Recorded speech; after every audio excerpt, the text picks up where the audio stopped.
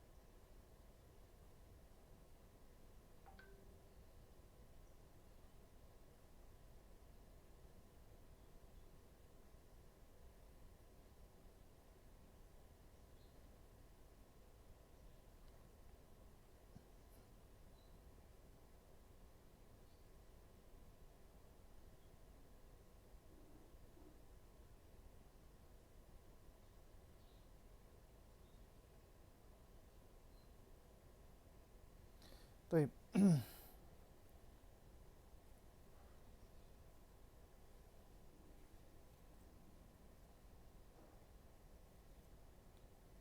Ya,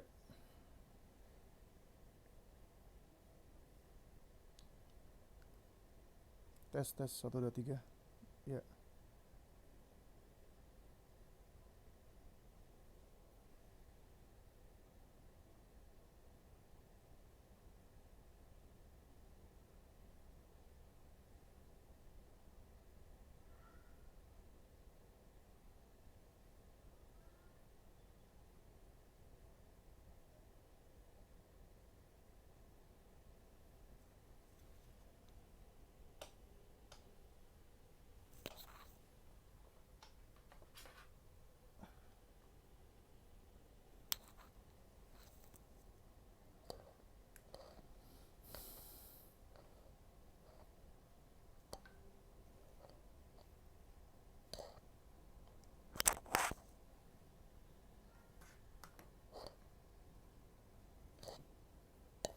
Baik ya, kita mulai kajian kita pada pagi hari ini. Bismillah.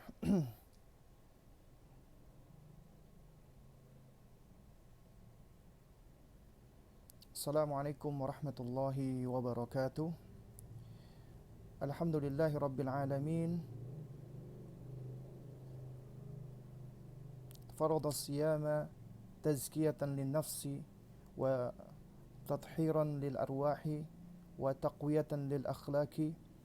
فقال تعالى: يا أيها الذين آمنوا كتب عليكم الصيام كما كتب على الذين من قبلكم لعلكم تتقون. وأشهد أن لا إله إلا الله وحده لا شريك له وله الملك وله الحمد يحيي ويميت وهو على كل شيء قدير.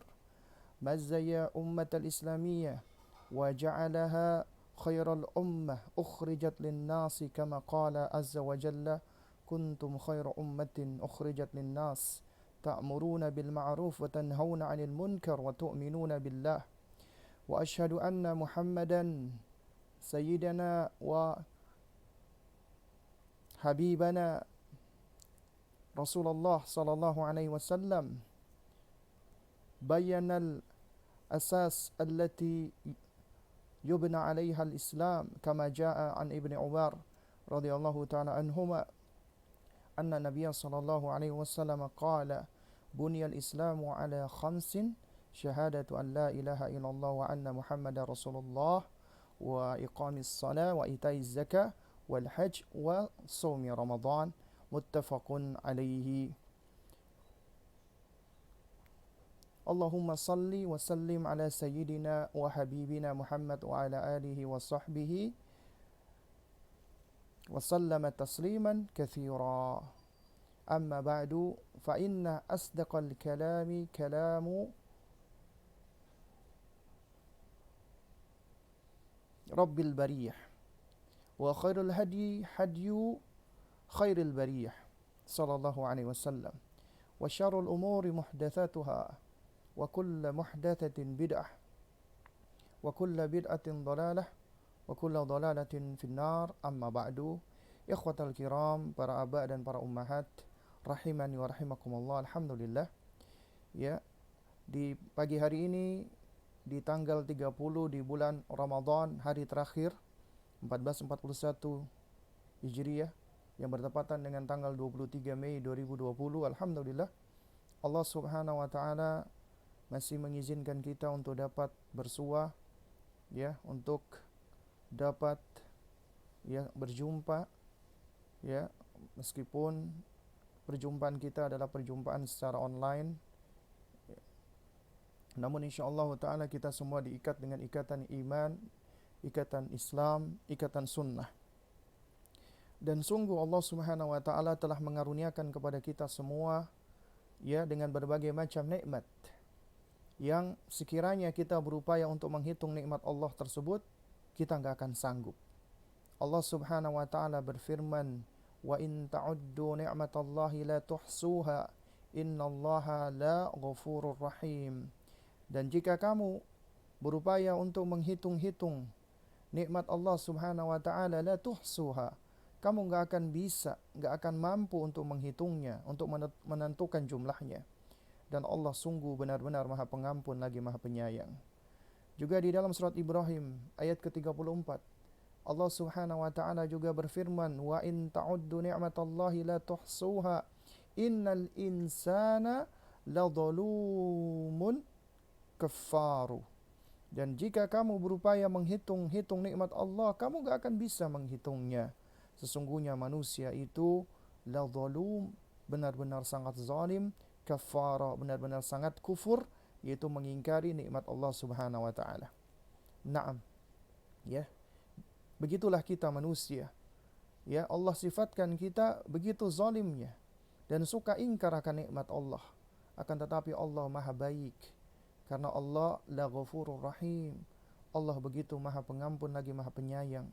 Betapa banyak nikmat-nikmat Allah yang Allah karuniakan untuk kita. Ya, dan itu begitu banyaknya dan kita enggak mampu menghitungnya. Namun kita seringkali lupa, namun kita seringkali lalai, ya, dengan segala bentuk kenikmatan-kenikmatan yang ada ini. Dan ikhwatal kiram rahimani wa rahimakumullah, di antara nikmat yang paling besar yang seringkali kita lupakan adalah nikmat hidayah, nikmat taufik, nikmat iman, dan nikmat Islam. Yang mana nikmat ini tidak semua orang memilikinya, karena hanya orang-orang yang Allah pilih, hanya orang-orang yang Allah istimewakan, hanya orang-orang yang Allah berikan petunjuk saja yang Allah berikan nikmat ini, nikmat hidayah, nikmat iman, nikmat Islam. Karena itu bersyukurlah wahai ikhwatal kiram rahimani wa rahimakumullah dengan nikmat ini, karena ini adalah nikmat yang paling besar yang Allah karuniakan untuk hambanya. Yang mana dengan nikmat ini kita insyaallah akan, ya, terbebaskan dan terselamatkan minimal dari kekalnya siksa neraka. Dan berbeda dengan nikmat fisik atau nikmat harta. Ya. Nikmat fisik, nikmat harta, mungkin orang kafir Allah karuniakan dengan nikmat ini. Ya. Bahkan mungkin mereka tampak lebih baik daripada kita, ya, berkenaan dengan nikmat ini. Namun Allah tidak berikan mereka nikmat iman. Allah tidak berikan mereka nikmat Islam. Ya, padahal Islam itu adalah nur cahaya Allah yang akan menerangi kehidupan kita. Ya, yang mana Islam itu adalah sebagai jalan keselamatan bagi kita dan pedoman hidup kita yang akan mengantarkan kita menuju ke dunia dan ke akhirat dalam kondisi yang selamat.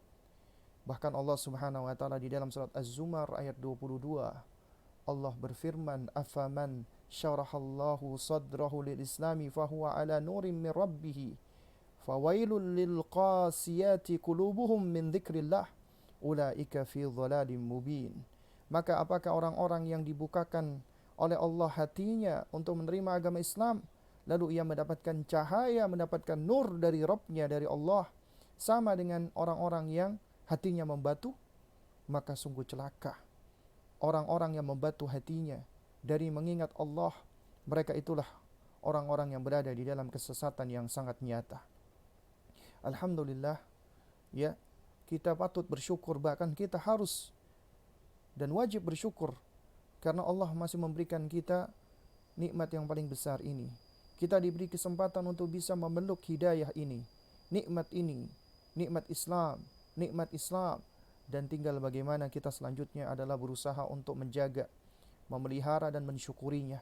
Di antara caranya dengan mempelajari agama kita ini dengan benar dan mengamalkannya, kemudian kita berupaya mendakwahkannya kepada orang lain, meskipun ketika kita melaksanakan ajaran agama kita ini kita tampak sendirian, atau kita diasingkan, ya, atau kita dijauhi, ya, namun itu semua tidaklah penting. Karena yang paling penting adalah kita senantiasa berupaya berada di atas kebenaran, meskipun seluruh manusia, meskipun seluruh makhluk menentang dan menjauhi kita, ya, namun selama itu adalah hidayah, yaitu kita berada di atas Islam, kita berada di atas sunnah nabinya, maka kita harus dengan kuat dan teguh memegangnya, ya. Dan meskipun kita ketika memegang, ya, agama ini dan menyampaikan al-haq, itu betapa beratnya, betapa pahitnya, dan kita dicemooh, kita dihina, kita didiskreditkan, ya. Tapi itu semua tidak penting, ya. Itu semua adalah onak-onak dan duri-duri yang tidaklah akan membuat surut orang-orang yang beriman. Karena itu makanya orang-orang beriman senantiasa berusaha untuk memohon kepada Allah agar diistiqomahkan dan diberikan kesabaran dari gangguan-gangguan manusia. Dan sesungguhnya Allah Azza wa Jalla bersama dengan orang-orang yang menolong agamanya. Ikhwatal kiram rahimani wa rahimakumullah. Di antara nikmat besar yang Allah juga karuniakan bagi kita adalah Allah berikan kepada kita berbagai macam instrumen, berbagai macam alat untuk belajar. Padahal sebelumnya kita berada di dalam kebodohan, ketidaktahuan, kejahilan. Kita nggak punya ilmu. Sebagaimana Allah sebutkan di dalam surat An-Nahl ayat ke-78, Allah Subhanahu wa taala berfirman, "Wallahu akhrajakum min butuni ummahatikum la ta'lamuna syai'a wa ja'ala lakumus sam'a wal absara wal af'ida la'allakum tashkurun." Dan Allah keluarkan kalian dari rahim-rahim ibu kalian dalam keadaan kalian enggak punya ilmu, dalam keadaan kalian tidak mengetahui sesuatu apapun, dalam keadaan kalian berada di atas kejahilan.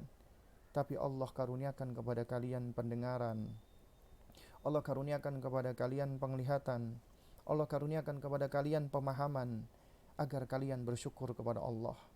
Naam, inilah instrumen yang Allah karuniakan kepada manusia, yang dengannya seharusnya kita manusia itu semakin mengenal Allah dan bersyukur kepada Allah.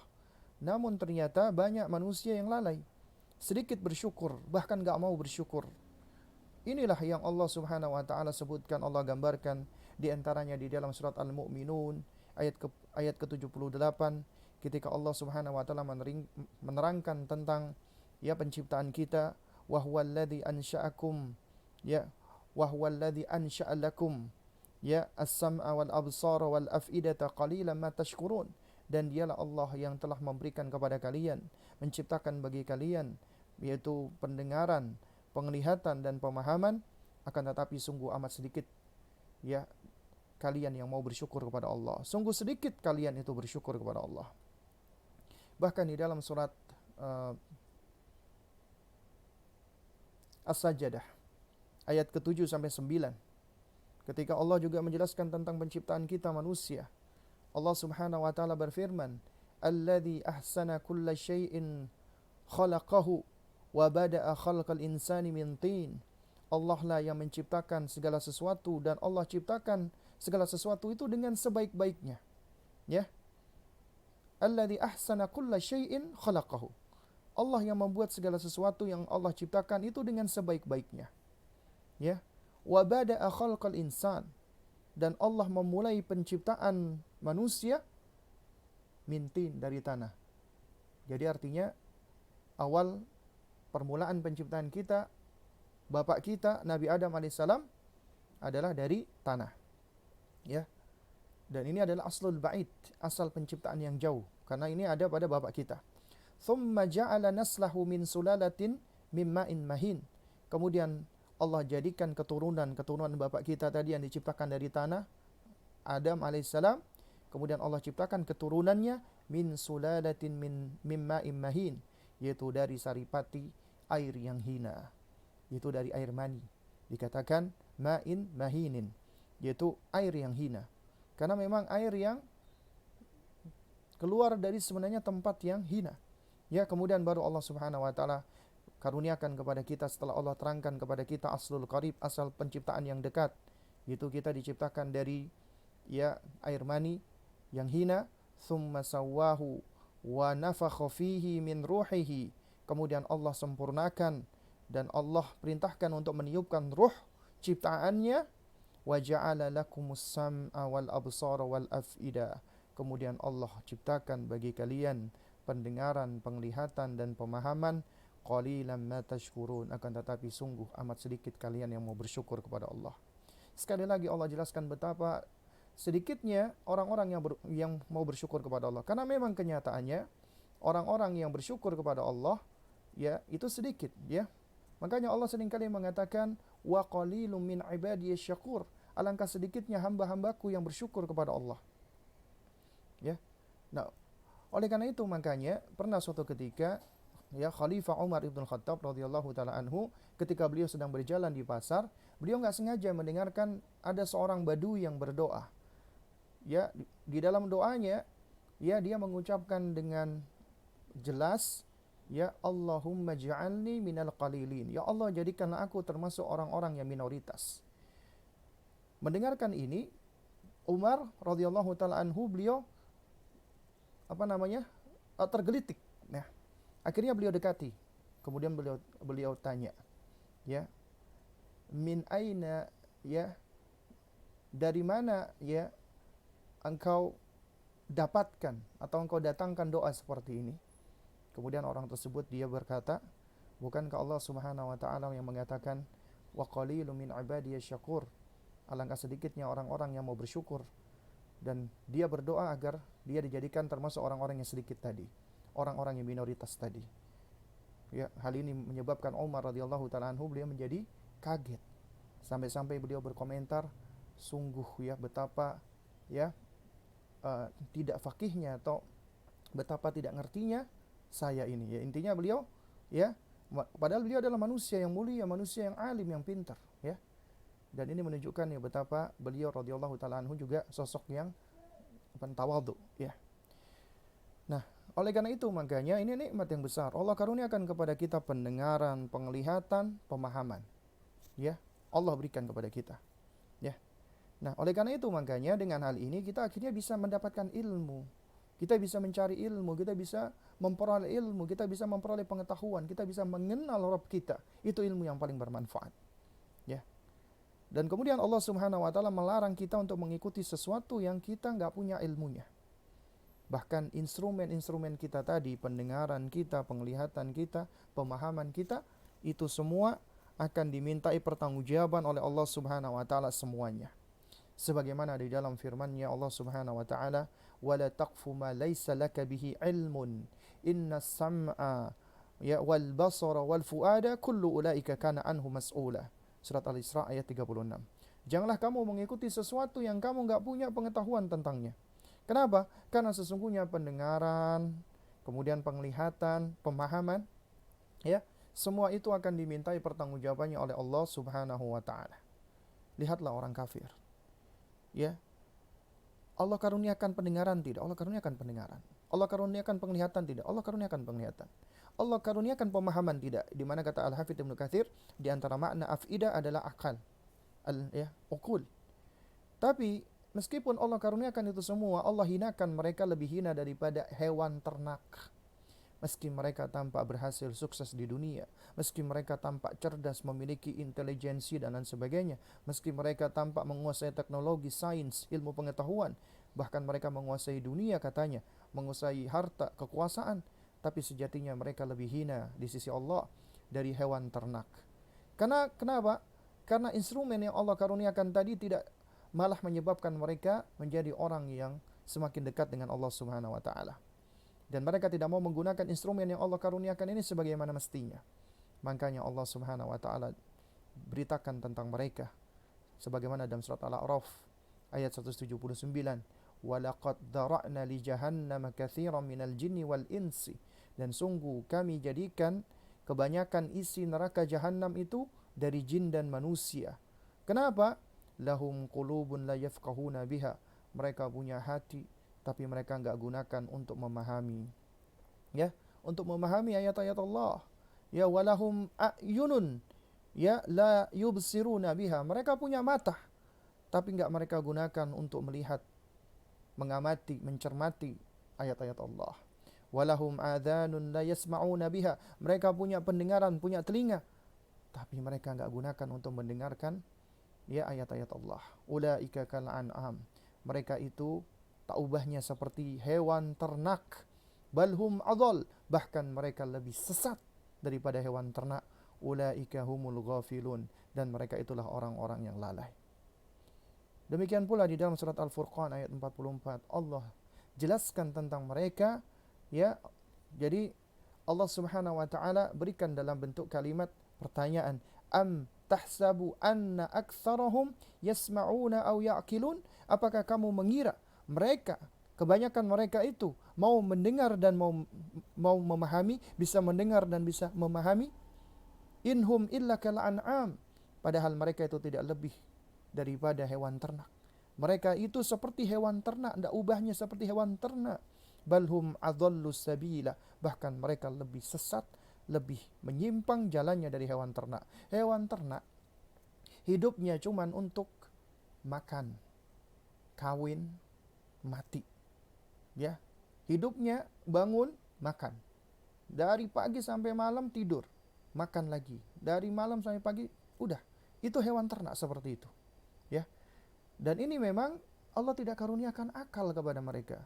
Dan ini ada makhluk Allah karuniakan akal, tapi ternyata mereka enggak mempergunakan akalnya. Bahkan mereka banyak melakukan kerusakan-kerusakan. Makanya orang-orang seperti ini dikatakan Allah lebih sesat, lebih menyimpang daripada hewan ternak, waliyadzubillah. Dan alhamdulillah walhamdulillah thumma alhamdulillah, ya, Allah selamatkan kita dari hal seperti ini. Allah selamatkan kita dari keburukan dan penyimpangan seperti ini. Allah selamatkan kita dari kesesatan seperti ini. Allah karuniakan kita hidayah. Allah berikan kita hidayah. Tentunya ini adalah nikmat yang sangat besar. Ya, Allah karuniakan kepada kita petunjuk, bimbingan dan taufiknya. Karena itu hendaknya kita bersyukur. Dan kita senantiasa berdoa meminta kepada Allah. Sebagaimana doa yang diajarkan oleh Rasulullah kepada Mu'adz bin Jabal radhiyallahu ta'ala anhu. Di mana Rasulullah mengatakan, ya, kepada Mu'adz, ya Mu'adz, ya, sesungguhnya aku mencintaimu, kata Rasulullah. Dan Rasulullah mengajarkan kepada Mu'adz sebuah doa yang sangat indah sekali, yang hendaknya dibaca setiap kali kita selesai salat. Dan ini juga dipraktekkan oleh Rasulullah SAW. Doanya berbunyi, Allahumma a'inni ala dzikrika wa syukrika wa husni ibadatik. Ya Allah, tolonglah aku ya Allah. Bantulah aku ya Allah, agar aku selalu berzikir, mengingat dan menyebutmu, agar aku selalu bersyukur kepadamu, dan agar aku selalu bisa beribadah dengan cara yang baik hanya untukmu ya Allah. Kita diajarkan untuk meminta pertolongan kepada Allah, ya, untuk memohon, ya, inayah, beristi'anah kepada Allah, agar Allah bantu kita, agar kita bisa selalu berzikir kepada Allah. Karena Allah yang memegang hati kita, membolak-balikkan hati kita. Makanya kita minta kepada Allah agar Allah senantiasa membantu agar kita selalu berzikir, mengingat Allah, selalu bersyukur kepada Allah dan selalu beribadah dengan cara yang baik kepada Allah Subhanahu wa taala. Karena tidak ada yang bisa membantu kita untuk bersyukur, berzikir, beribadah kecuali dengan pertolongan Allah. Ini adalah nikmat yang besar yang harus kita jaga.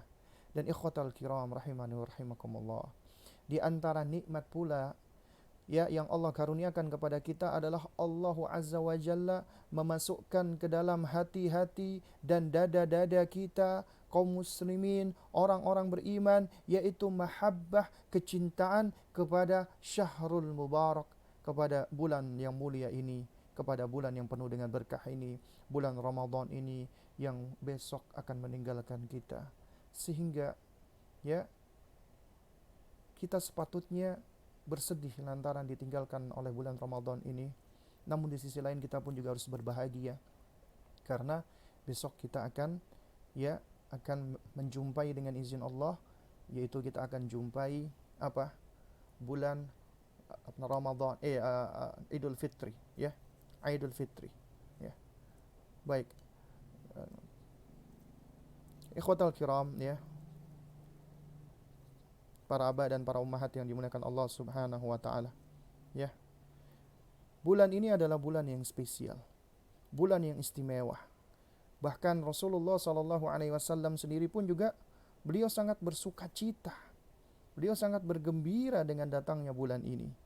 Makanya ketika bulan ini datang, Nabi sallallahu alaihi wasallam bersabda kepada sahabat-sahabatnya, "Qad ja'akum syahrul mubarak."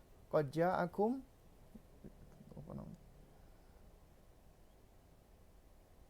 Ramadan, telah datang kepada kalian bulan Ramadan, syahrun mubarakun, bulan yang penuh dengan keberkahan. Taradallahu alaikum siyamahu, Allah wajibkan atas kalian untuk berpuasa di bulan ini. Tuftahu fihi abwabul jannati, pintu-pintu surga itu dibuka, Dan juga di dalam riwayat yang lain juga dikatakan tuftahu fihi abwabus sama, pintu-pintu langit pun juga terbuka. Wa tughlaqu fihi abwabul jahim, dan pintu-pintu neraka pun tertutup. Wa tughallu fihi syayatin, dan syaitan-syaitan pun dibelenggu. Fihi lailatun khairun min alfi syahrin, di dalam bulan ini terdapat suatu malam yang mana malam itu lebih baik dari 1000 bulan. Man hurima khairaha faqad hurima, dan siapa yang terhalang dari kebaikannya, maka sungguh dia telah terhalangi. Karena itulah enggak heran apabila Al-Hafidh Ibnu Rajab Al-Hambali rahimahullah sampai-sampai mengatakan, kaifa la yubshirul mu'min bi fathi abwabil jinan, bagaimana tidak gembira orang-orang beriman ketika mereka diberikan berita gembira tentang terbukanya pintu-pintu surga. Kemudian juga bagaimana juga tidak bergembira al-mudhnib, bi ghalqi abwabin niran, bagaimana tidak bergembira orang-orang yang berdosa, dikarenakan tertutupnya pintu-pintu neraka. Wa kaifa la yubshir al-akil bi waqti yughallu fihi syayatin, bagaimana orang yang berakal tidak bergembira ketika Nabi menyampaikan bahwasanya di bulan ini syaitan-syaitan itu dibelenggu. Min aina yushabbihu hadzal zaman, maka dari mana ada suatu zaman, suatu waktu yang bisa menyerupai atau menyamai dengan zaman atau waktu di bulan Ramadan ini. Bahkan Allah Subhanahu wa taala pun memasukkan kebahagiaan dan kegembiraan bulan Ramadan ini ke dalam hati anak-anak kita. Betapa istimewanya bulan yang mulia ini. Meskipun anak-anak kita mungkin belum ngerti siam, belum ngerti qiyam, belum ngerti puasa, belum ngerti salat, belum ngerti antara thawaban wa hasanat, belum ngerti tentang pahala-pahala dan kebaikan-kebaikan. Mungkin mereka masih anak-anak, tapi sejatinya orang-orang beriman ketika masuk bulan ini, maka sesungguhnya mereka itu akan merasakan adanya nuansa yang berbeda, karena ini memang bulan yang mulia. Karena Ramadan adalah bulan yang dinanti-nanti oleh siapa saja dari orang-orang yang beriman, orang-orang yang masih memiliki fitrah yang lurus, mau dewasa atau anak-anak, mau laki-laki atau perempuan, mau orang kaya atau orang miskin, ya, semuanya selama dia memiliki keimanan dan memiliki fitrah yang lurus, maka mereka menanti-nantinya karena ini merupakan bulan yang paling agung dan bulan yang istimewa. Nah, karena itulah ikhwatal kiram, tidak berlebihan kiranya jika dikatakan bahwa bulan Ramadan ini sejatinya adalah bulan litamrin, bulan untuk melatih atau pelatihan, wat tarbiyah, dan bulan untuk pendidikan. Ya, yang mana Allah jadikan bulan ini agar kita bisa menjadi jauh lebih baik lagi. Kita bisa menjadi sosok yang lebih baik lagi. Ya, dan siapa yang lulus dari bulan Ramadan ini, maka diharapkan dia bisa menjadi sosok yang lebih bertakwa atau sosok yang bertakwa, la'allakum tattaqun, agar kalian menjadi orang-orang yang bertakwa. Ya, bulan yang penuh dengan rahmat, bulan yang penuh dengan maghfirah, bulan yang penuh dengan barakah. Makanya Nabi SAW sampai-sampai beliau bersabda, ya, Nabi mengatakan apa namanya?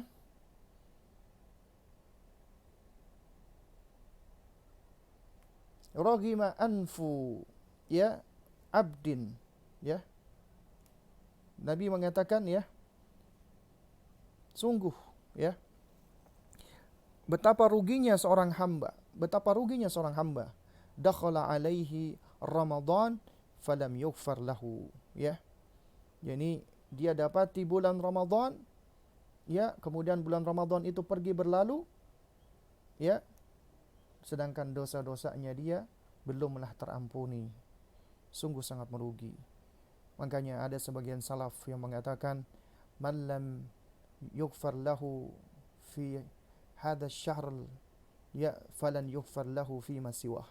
Siapa yang tidak diampuni dosa-dosanya di bulan ini, di bulan Ramadan maksudnya, maka tidak akan diampuni dosa-dosanya di bulan-bulan yang lain. Karena apabila dia melalaikan bulan, ya, keutamaan di bulan Ramadan, maka tentunya akan lebih besar dia untuk melalaikan keutamaan-keutamaan, atau dia akan lebih lalai lagi di bulan-bulan yang lainnya, ya. Rugi dan alangkah ruginya. Nah, oleh karena itulah ikhwatal kiram rahiman wa rahimakumullah, bulan Ramadan ini sejatinya adalah bulan pendidikan. Nah, ini yang kita bahas sebagai bulan pendidikan keluarga. Seorang muslim yang cerdas, seorang muslim yang pandai, ya, maka selepas melewati Ramadan, maka diharapkan dia menjadi sosok yang berubah, lebih baik, sosok yang lebih bertakwa, sosok yang lebih istiqamah, sosok yang dia sudah ditempah dengan qiyam, wasiyam, dengan salat dan juga puasa, maka dia akan menjadi sosok yang jauh lebih baik. Nah, mungkin ada yang bertanya, kira-kira pendidikan apa saja yang bisa kita ambil dari bulan Ramadan ini sehingga dikatakan sebagai bulan pendidikan keluarga? Tentunya sangat banyak sekali. Banyak sekali. Nah, berikut ini adalah di antara, ya, faidah-faidah yang bisa kita ambil, ya. Dan ini yang apa namanya? Yang saya sampaikan di kesempatan ini adalah yang merupakan sebagian dari intisari, ya. Sebagian dari pokok atau intisari. Intisari apa? Intisari, ya, kita untuk menjadikan bulan ini sebagai bulan yang, ya, bulan pendidikan, bulan pembelajaran, ya. Nah, di antaranya adalah, ya, yang saya sebutkan pertama kali adalah ini adalah bulan pendidikan hati. Bulan pendidikan adab kepada Allah Subhanahu wa taala, karena konsep pendidikan kita adalah al-adab qabla al-ilmi, adab sebelum ilmu. Yang pertama adalah ini adalah bulan tarbiyatu ala ikhlasi fil amal. Bulan mendidik, bulan pendidikan agar mendidik kita untuk senantiasa belajar ikhlas di dalam beramal. Betapa tidak? Karena ini bulan, ya, yang kita diperintahkan berpuasa, dan puasa itu ibadah yang tersembunyi sebenarnya. Ibadah yang tersembunyi. Kenapa? Karena ketika kita misalnya sedang sendirian di rumah kita, ya, kita di rumah seorang diri, ya, lalu kemudian misalnya di depan kita itu ada makanan yang lezat, ada ayam panggang, ada kambing guling, ada jus, gak ada orang, cuman ada diri kita sendiri, tapi kita nggak mau memakannya. Ya, kita nggak mau memakan makanan yang enak tersebut. Ya, kenapa? Karena kita tahu Allah melihat diri kita. Dan saat kita beribadah, berpuasa, kita menahan untuk makan dan minum karena Allah, mencari ridhonya Allah Subhanahu wa taala, mengharapkan wajahnya Allah Subhanahu wa taala, tidak untuk dipuji manusia, tidak untuk dianggap kita adalah orang yang berpuasa.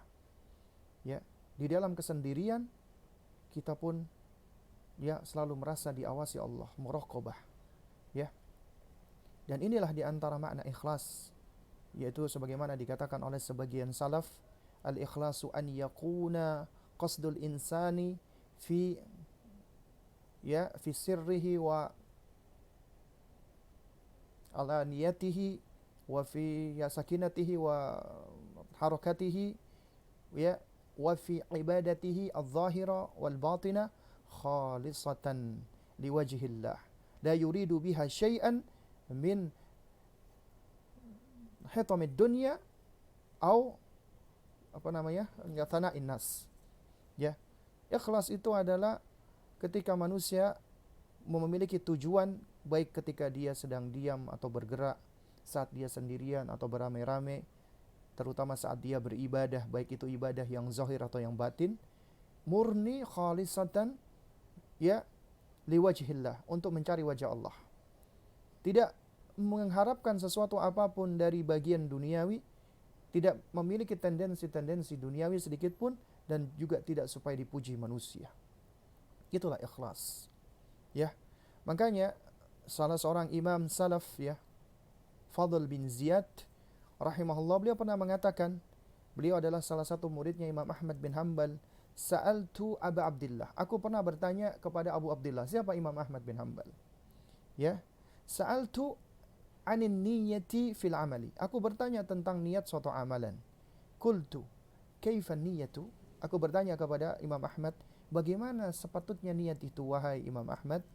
Qala, maka Imam Ahmad menjawab, yu'aliju nafsahu idza arada amalan la yuridu bihi an-nasa, yaitu seseorang yang dia memperbaiki dirinya, jiwanya, apabila dia ingin beramal, maka tidaklah dia beramal untuk mencari ridhonya manusia. Wa an yu'alija nafsahu idza arada amalan la yuridu bihi illa wajh Allah.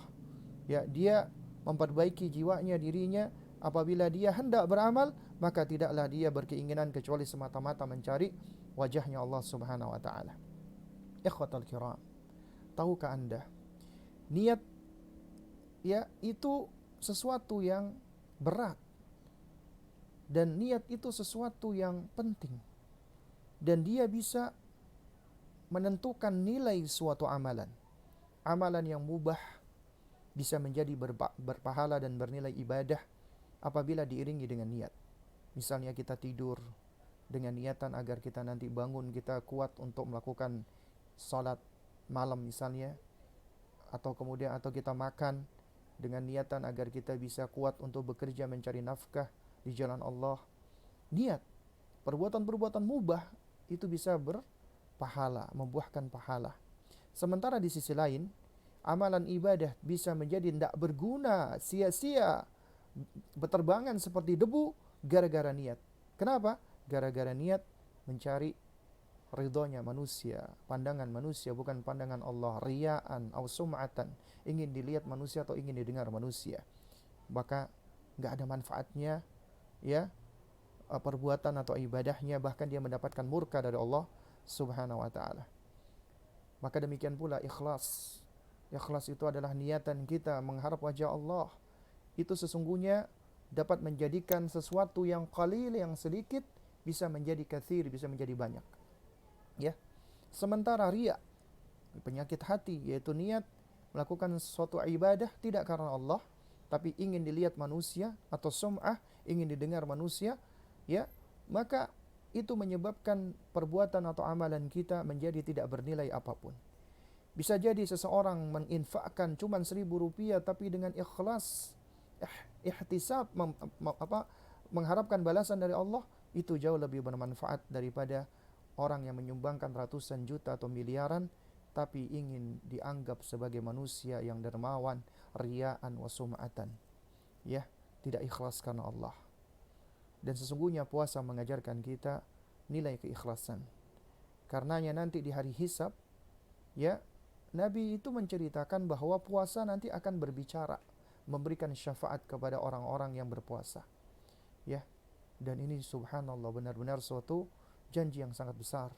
Ya, karena ketika kita berpuasa ikhlas karena Allah, maka di hari kiamat nanti ketika kita di hari hisab, yaqulu siyam, puasa kita, amalan kita itu akan bicara. Kita nggak perlu heran. Karena Allah mampu untuk menjadikan apapun itu bisa berbicara. Karena semuanya makhluk. Kita makhluk, perbuatan kita juga makhluk. Ya. Sehingga Allah bisa menjadikan perbuatan kita seperti puasa juga berbicara. Ay Rabbi, wahai Rabbku, mana'tuhu ta'ama wasyahawati bin nahar. Ya Allah, aku mencegah, menahan si fulan ini dari makan dan menyalurkan syahwatnya di siang hari. Ya, maka kata puasa, fa syafi'ni fihi, maka berikanlah ia syafaat, ya, dengan sebab aku, dengan sebab dia berpuasa, dengan sebab puasa. Karena dengan puasa dia itu, ya Allah, menahan dirinya dari makan dan menyalurkan syahwat di siang hari. Ya. Di siang hari ketika di situ ada makanan, ada minuman, dia menahan diri darinya. Kenapa? Karena dia sedang beribadah, dia sedang berpuasa karena Allah. Ya, mengharapkan balasan dari Allah, ihtisaban. Man shoma ramadhana imanan wa ihtisaban, ghufira lahu ma taqaddama min dhanbihi. Siapa yang berpuasa dalam rangka untuk, ya, karena keimanan kepada Allah dan karena ihtisab, mengharapkan balasan dari Allah Subhanahu wa taala, maka apa? Maka akan diampuni semua dosa-dosanya. Artinya dia ketika berpuasa imanan wa ihtisaban, karena penuh dengan keimanan dan penuh dengan harapan kepada Allah. Dia meyakini bahwasanya puasa itu adalah ibadah agung, eksklusif, ya, hanya untuk Allah Subhanahu wa taala. Ibadah yang tidak tampak, yang tersembunyi, dia lakukan itu semua karena Allah. Makanya Allah ganjar, ya, pahala puasa ini secara eksklusif sebagaimana Allah sebutkan di dalam hadis qudsi, ya, yaqulullah, kata Nabi SAW, Allah berfirman, ya, Allah mengatakan kullu amali ibni Adam lahu, semua amalan ibnu Adam adalah untuk dirinya sendiri. Ya, semua amalan kita adalah untuk diri kita sendiri, illa siyam, kecuali puasa, kata Allah. Ya fahuwa li, karena puasa itu adalah milikku, untukku, eksklusif, ya, punyaku. Wa ana azzi bihi, dan aku yang akan membalasnya secara khusus. Ya. Jadi Ramadan adalah bulan kita mendidik hati untuk bisa lebih belajar ikhlas kepada Allah. Ya, dan ini untuk semuanya, untuk ibu, untuk bapak, untuk anak-anak kita. Demikian pula anak-anak kita ajarkan bahwasanya, ya, di antara, ya, agar menghadirkan keikhlasan itu sebenarnya adalah dengan cara muraqabah, selalu merasa diawasi Allah. Dan untuk menghadirkan muraqabah adalah kita harus belajar tentang tauhid, di antaranya asma wa sifat. Kita mempelajari tentang sejumlah nama-nama dan sifat-sifat Allah yang mulia. Ya. Taib. Kemudian di antara pendidikan yang berikutnya, pendidikan yang kedua, ya, tentang Ramadan, ya, terutama berkaitan dengan masalah hati, adalah at-tarbiyatu 'alal haya'i minallah. Mendidik untuk merasa malu kepada Allah Subhanahu wa taala. Ini adalah adab kepada Allah. Adab di antara adab-adab yang tinggi kepada Allah. Ikhlas tadi juga termasuk adab kepada Allah.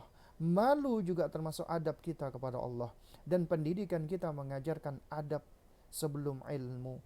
Dan adab yang paling utama adalah adab kepada pencipta kita, adab kepada Allah Subhanahu wa taala. Ya. Dan malu itu merupakan bagian daripada keimanan. Sebagaimana di dalam hadis Nabi SAW ketika Nabi menyebutkan al-imanu bid'u, ya, wa sab'una, ya, au bid'u wa sittuna syu'bah. Iman itu 60 atau 70 lebih cabangnya, kata Nabi SAW. Fa'afdhaluha la ilaha illallah. Yang paling tinggi, yang paling utama adalah kalimat tauhid, la ilaha illallah. Tidak ada sesembahan yang hak kecuali Allah Subhanahu wa taala. Wa adnaha imatatul adza 'anit thariq.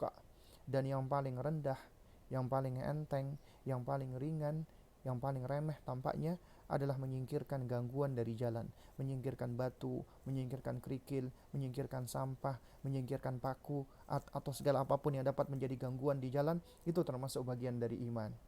Ya, makanya kalau ada orang suka nutup-nutup jalan, ya, mengganggu jalan, itu ini menunjukkan apa? Menunjukkan ada kaitannya sama keimanannya, ada sesuatu dengan keimanannya, karena dia malah mengganggu saudaranya kaum muslimin. Padahal, ya, yang paling rendah dari keimanan adalah kita menyingkirkan gangguan dari jalan.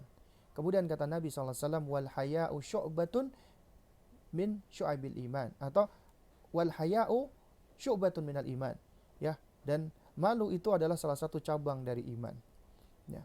Mungkin pertanyaannya adalah kenapa kok malu itu bisa dianggap sebagai salah satu cabang keimanan? Karena malu kepada Allah Azza wa Jalla itu dapat mencegah, menahan seseorang dari perbuatan jelek, dari perbuatan buruk, dari perbuatan keji, dari perbuatan fahsya, dari perbuatan mungkar. Kenapa?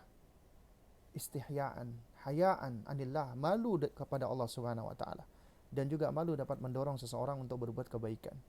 Ya, makanya dikatakan oleh para ulama yang namanya al-haya'u yamna'u, ya, apa namanya? Sahibuhu minat taqsiri fi syukri lil mun'im. Malu itu dapat mencegah seseorang dari meremehkan rasa syukur kepada sang pemberi nikmat. Ya, wa yamna'u minat tafrit fi haqqi dzil haqqi, dan juga malu dapat mencegah atau menghalangi seseorang dari mengentengkan haknya orang-orang yang memiliki hak atau haknya sang pemilik, ya, al-haq. Karena itu makanya dikatakan al-haya'u la ya'ti illa bi khairin. Itu kata Nabi SAW. Yang namanya malu itu tidaklah datang kecuali pasti mendatangkan kebaikan. Ya, malu gak ada malu, ya. Maksudnya tidaklah malu itu ada pada seseorang melainkan itu pasti membawa kepada kebaikan. Ya, jadi al-haya'u la ya'ti illa bi khairin. Ini yang dikatakan oleh Rasulullah sebagaimana hadis yang diriwayatkan oleh Imam Bukhari Muslim dari sahabat Imran bin Husain radhiyallahu taala anhu. Makanya ada sebagian orang-orang hakim, orang-orang yang bijaksana, yang arif, ya, ada di antara mereka yang mengatakan, ya, man apa namanya? Kasaul haya thawbahu lam yaran nasu aibahu. Ya, siapa yang berpakaian, mengenakan pakaian dengan pakaian malu, maka manusia enggak akan melihat aibnya. Manusia enggak akan bisa melihat celaknya, kurangnya. Karena dia memakai dengan pakaian malu. Ya, itu Fudail bin Iyad rahimahullah. Juga beliau pernah memberikan nasihat. Khamsu, ya, ada 5 hal, ada 5 alamat, ya, 5 tanda syaqawah. Gitu, ada 5 tanda celakanya seseorang, meruginya seseorang. Pertama adalah al-qaswa fil qalbi, yaitu hati yang keras membatu. Celaka dia. Hati keras membatu, maka gak ada manfaat nasihat karena hatinya membatu keras. Yang kedua, jumudul ain, yaitu mata yang tidak lagi menitikkan atau mengeluarkan air mata. Ya, ketika dia mendengarkan ayat Al-Quran, ketika dia mendengarkan nasihat, ya, ini ada kaitannya tadi, hatinya membatu keras, maka matanya tidak mengeluarkan air mata. Air mata khasyatan lillah, takut kepada Allah. Ya. Kemudian juga yang ketiga, tanda kecelakaan, tanda celakanya seseorang adalah qillatul haya, malu yang sedikit. Ya, alias nggak punya malu, malunya sedikit. Ya. Jadi, ya, sekarang ini adalah kebanyakan manusia sudah menanggalkan rasa malunya. Wanita-wanita udah gak malu lagi auratnya dilihat oleh laki-laki atau dilihat oleh manusia-manusia dengan pandangan liar. Kemudian orang melakukan kemaksiatan, melakukan perbuatan buruk, ya, itu sudah gak malu lagi, ya. Jadi mereka melakukan perbuatan kemaksiatan sudah terang-terangan, maka Allah akan matikan hatinya, Allah akan keraskan hatinya. Kemudian di antara tanda yang keempat dari celakanya seseorang adalah ar-raghbatu fid dunya, ambisi terhadap dunia. Selalu tujuannya, ambisinya, obsesinya mencari dunia. Dan siapa yang obsesinya mencari dunia nggak akan mendapatkan ketenangan. Yang ada adalah kegelisahan demi kegelisahan, ya, kekalutan demi kekalutan. Kemudian yang kelima adalah tulul amal, panjang angan, angan-angannya panjang, ya, nggak ingat mati, panjang angan, ya nanti aja, taswif, ya, nanti aja aku taubatnya, nanti aja aku berbuat baik, nanti aja, angan-angannya panjang, nanti aja aku beramal soleh, ya. Mungkin ada yang bertanya, lalu bagaimana bisa puasa dikatakan mendidik rasa malu? Ya, karena sejatinya malu itu merupakan buah daripada ikhlas dan muraqabah, ya. Dan puasa itu suatu amalan yang bersifat rahasia, yang tersembunyi antara hamba dengan Allah Subhanahu wa taala. Makanya ketika seseorang berpuasa imanan wahtisaban, karena dasar iman dan mengharapkan balasan dari Allah Subhanahu wa taala, maka dia selalu berada di bawah muraqabah atau berada di bawah pengawasan Allah Subhanahu wa taala. Sehingga dia merasa malu kepada Allah apabila melakukan, ya, perkara-perkara yang dapat merusak puasanya atau melakukan hal-hal yang dapat mengurangi pahala puasanya. Nah, artinya apa?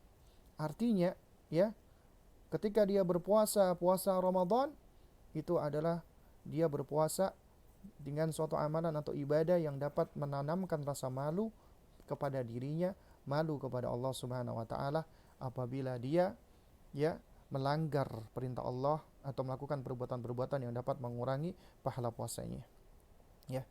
Dan dia sadar karena dia tahu Rasulullah SAW pernah bersabda, ya, wa kam min sha'imin hadduhu min siyamihi al-ju' wal 'atash. Betapa banyak orang-orang yang berpuasa tapi yang diperolehnya cuman lapar dan dahaga saja. Cuman lapar sama dahaga saja, ya.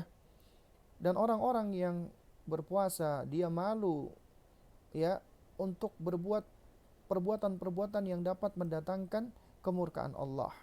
Dia malu, ya, apabila dia melakukan perbuatan-perbuatan yang dapat merusak amalan ibadahnya termasuk puasanya. Ya, di antaranya dia malu untuk berkata dusta. Karena dia tahu Nabi SAW bersabda, "Man lam yada qaula zur wal amala bihi, falaysa lillahi hajatun fi an yada'a ta'amahu wa syarabahu." Siapa yang tidak meninggalkan perkataan-perkataan dusta, perkataan bohong, dan bahkan melakukan perbuatan bohong, termasuk, ya, hoax, senang menyebarkan hoax, membuat hoax, ya, maka Allah nggak butuh dari lapar dan haus yang dia tinggalkan. Maka dia nggak butuh dari ketika dia meninggalkan makan dan minumnya. Dia nggak butuh ketika dia Allah nggak butuh, maksud saya, ya, dari perbuatan dia meninggalkan lapar, meninggalkan makan dan minum yang menyebabkan dia menjadi lapar dan haus. Karena kenapa? Karena orang-orang yang malu kepada Allah dia tahu.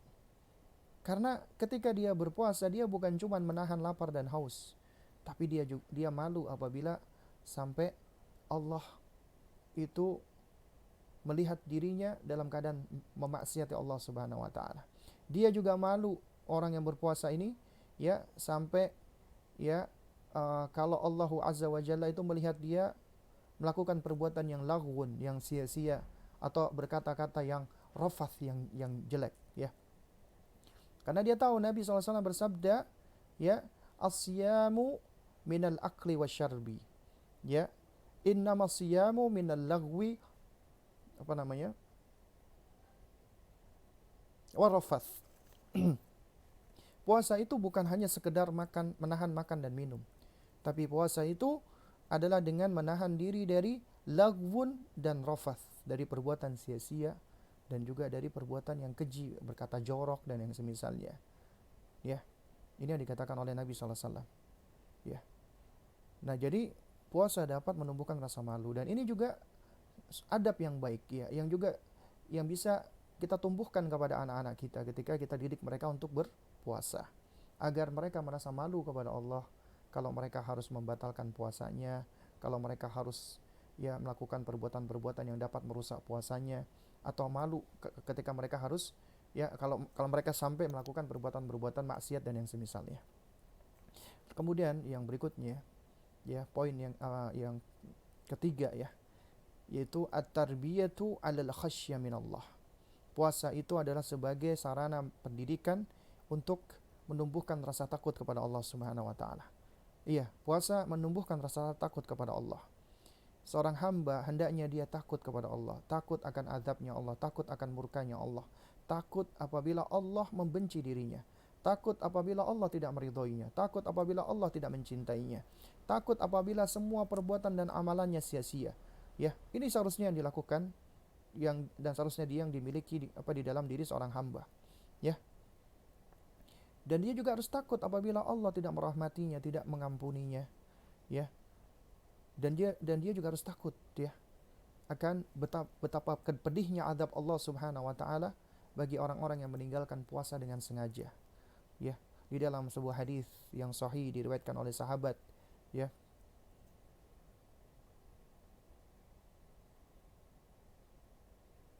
Ya, yang diriwayatkan oleh sahabat Abu Umamah Al-Bahili radhiyallahu taala anhu, ya, bahwasanya beliau berkata, aku mendengar Rasulullah SAW pernah bersabda, ya, bahwa Nabi SAW ketika sedang tidur, tiba-tiba ada dua orang laki-laki yang mendatangi Nabi. Kemudian dua laki-laki tadi itu menggandeng Nabi, ya, dan membawa Nabi ke sebuah bukit yang terjal. Kemudian kedua orang tadi berkata kepada Nabi, naiklah.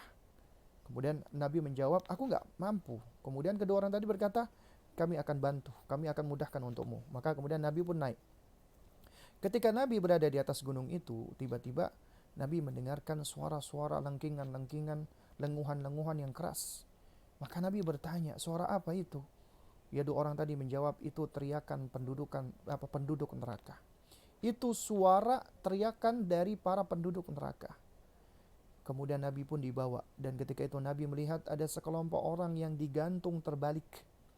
Ya, digantung terbalik. Ya, kakinya di atas, kepalanya di bawah. Urat-urat kaki mereka di atas digantung. Ya, ujung-ujung mulut mereka robek mengeluarkan darah dan menetes darah itu. Kemudian Nabi bertanya, siapa mereka? Maka kedua orang tadi yang dikatakan adalah malaikat, ya, dua orang tadi mengatakan, haula'il ladzina yuftiruna qabla tahillati saumihim. Mereka itu adalah orang-orang yang berbuka puasa sebelum waktunya. Artinya mereka enggak berpuasa. Ya. Ini adalah ancaman yang keji. Dan ini adalah sesuatu yang perlu untuk kita sampaikan kepada anak-anak kita, terutama di usia mereka sudah murahik, sudah 10 tahun. Dalam rangka untuk lebih menumbuhkan khasyah, rasa takut mereka kepada Allah, khauf mereka kepada Allah. Ya. Inilah ancaman bagi mereka-mereka yang tidak berpuasa. Nah, tapi hendaknya ini tidak kita sampaikan kepada anak-anak kita yang masih kecil, yang masih di bawah 7 tahun. Karena di bawah 7 tahun hendaknya kita lebih fokus untuk menumbuhkan cintanya mereka kepada puasa. Mereka senang dengan puasa. Ancaman hendaknya kita berikan pada saat nanti di usianya. Karena apa? Karena ya kaidah kita adalah ya at-targhib muqaddamun minat tarhib, ya. Yang namanya kita memotivasi lebih kita dahulukan daripada kita memberikan ancaman. Dan memang perlu kita memberikan ancaman pada anak kita, tapi yang ideal adalah ketika mereka memang sudah siap dari sisi penalaran pemahaman, ya. Nah, oleh karena itu makanya kita terdidik dan juga kita mendidik agar kita takut apabila kita meninggalkan puasa dengan sengaja.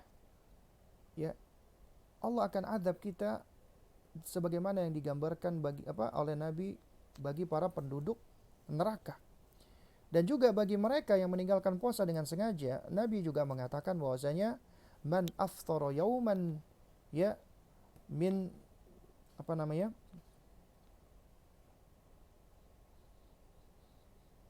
Ramadhana fi ghairi rukhsatin, ya, siapa yang berbuka sehari saja di bulan Ramadan tanpa ada rukhsah, keringanan, ya, maka falan yuqbala minhu ad-dahra kullah. Maka enggak akan diterima apabila dia berpuasa setahun penuh, enggak akan diterima puasanya. Ini hadis riwayat Imam Ahmad, ya. Lalu kemudian yang berikutnya at-tarbiyatu 'ala sabri, mendidik untuk bersabar, ya. Ya. Jadi kalau kita perhatikan, ya, selain puasa itu tujuannya untuk membentuk ketakwaan kita, la'allakum tattaqun, puasa di bulan Ramadan juga merupakan ujian kesabaran bagi kita. Kita belajar bersabar di dalam segala hal.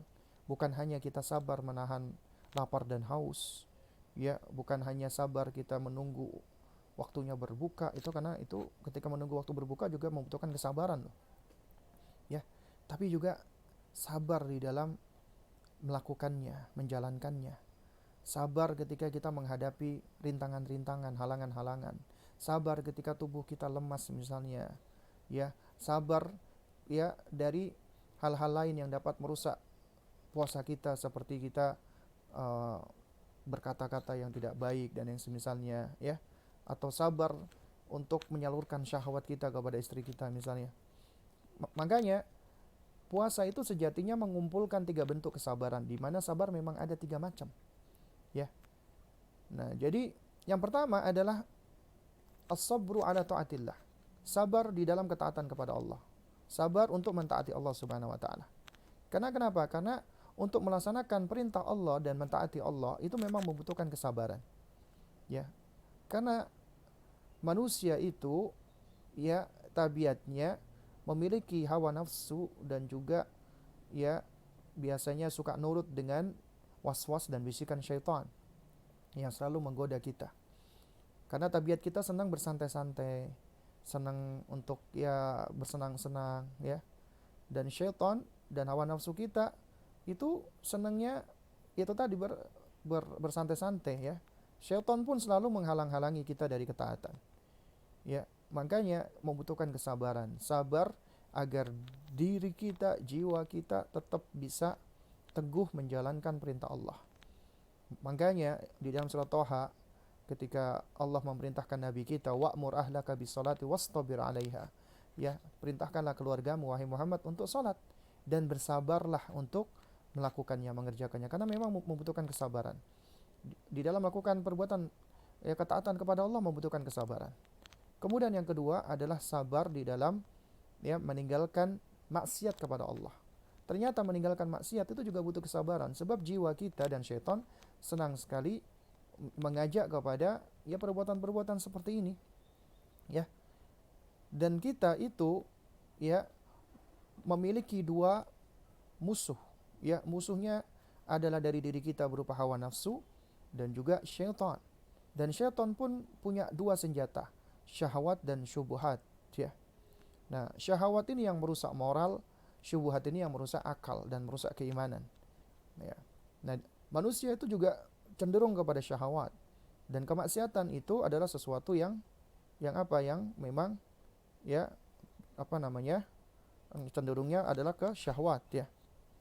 Nah, jadi ya orang-orang ya ketika dia menghadapi syahwatnya untuk melakukan kemaksiatan, maka di sini membutuhkan kesabaran.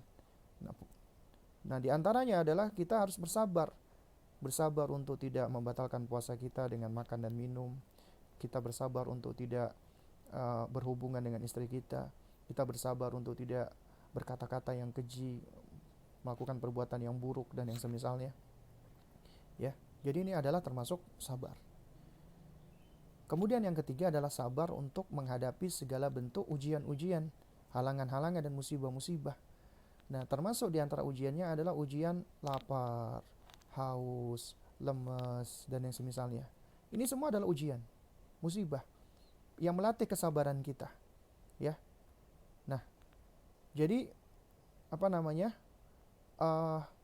dengan berpuasa ya kita akan terlatih ya dengan 3 bentuk kesabaran seperti ini.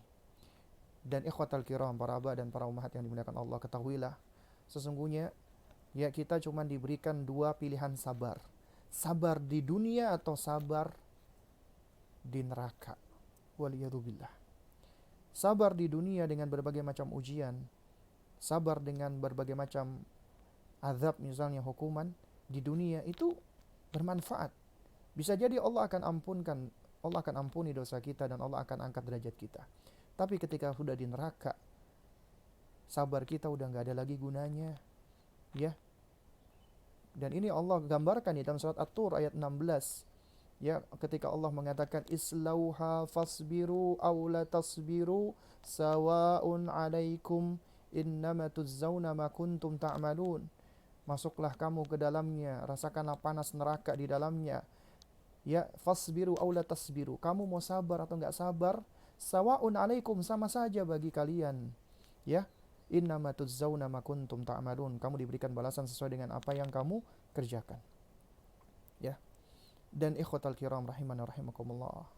Sesungguhnya ya, sabar itu akan membuahkan kesuksesan di dunia dan di akhirat. Dan Allah mencintai orang-orang yang sabar. Dan cukup ini sebenarnya bagi kita. Apabila kita mendapatkan kecintaan Allah, apabila Allah cinta dengan hamba-hambanya, maka sungguh beruntung. Allah pasti akan menempatkan orang-orang yang dia cintai dekat dengan dirinya. Bukankah Allah mengatakan wallahu ya yuhibbus sabirin. Ya, dan Allah mencintai orang-orang yang sabar dalam surat Ali Imran. Bahkan juga Allah sediakan balasan yang berlimpah, balasan yang sangat besar bagi orang-orang yang bersabar, ya. Nah, di antaranya adalah apa? Adalah Allah berikan gambaran ajrahum bi ahsani ma kanu ya'malun. Ya, dengan pahala yang lebih baik daripada apa yang mereka kerjakan. Karena Allah ketika membalas kebaikan selalu lebih baik. Allah lipat gandakan. Ya, 7 sampai 100 sampai unlimited. Ya, makanya Allah sediakan pahala yang tidak terbatas, ya. Makanya Allah katakan innama yuwaffas sabiruna ajrahum bighairi hisab. Sesungguhnya orang-orang yang bersabar maka akan diberikan pahala yang tidak terbatas, tanpa batas. Di dalam surat Az-Zumar ayat 10. Dan tentunya akhir yang baik adalah bagi orang-orang yang sabar. Apa akhir yang baik? Surga. Wal malaikatu yadkhuluna alaihi min kulli babin salamun alaikum bima sabartum fa ni'ma uqbad dar. Malaikat masuk ke tempat-tempat mereka dari semua pintu sembari mengucapkan salamun alaikum, ya, salam sejahtera bagi kalian. Kenapa? Bima sabartum, lantaran kesabaran kalian. Maka fa ni'ma uqbad dar, alangkah baiknya tempat kesudahan itu. Surat Ar-Ra'd ayat 23 sampai 24. Jadi ikhwatal kiram rahimana rahimakumullah. Ya. Kalau kita berbicara tentang bulan pendidikan di bulan Ramadan, itu banyak sekali yang bisa kita ambil. Ya, ini dikarenakan sudah pukul 11:30 ya. Ya. Nah, jadi sebenarnya Ramadan ini adalah momentum kita untuk melatih dan mendidik diri kita dan keluarga kita.